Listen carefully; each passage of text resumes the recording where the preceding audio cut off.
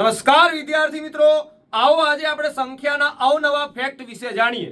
સૌથી નાની પ્રાકૃતિક સંખ્યા કઈ થાય? તો પ્રાકૃતિક સંખ્યાની શરૂઆત 1 થી થાય, એટલા માટે સૌથી નાની પ્રાકૃતિક સંખ્યા 1 થાય। અને આપણા વ્યવહારુ જીવનમાં ગણતરીની શરૂઆત પણ 1 થી થતી હોવાથી સૌથી નાની ગણતરીની સંખ્યા પણ 1 જ થાય।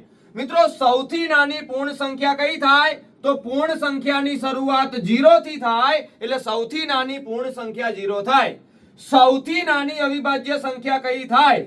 તો અવિભાજ્ય સંખ્યા એટલે જેના માત્ર 2 જ અવયવ પડતા હોય, અને એવી પહેલામાં પહેલી સંખ્યા 2 હોવાથી સૌથી નાની અવિભાજ્ય સંખ્યા 2 મળશે। મિત્રો, સૌથી નાની વિભાજ્ય સંખ્યા કઈ થાય? તો 2 કરતા વધારે અવયવ પડતા હોય અને વિભાજ્ય સંખ્યા કહેવાય, તો સૌથી નાની વિભાજ્ય સંખ્યા 4 થશે।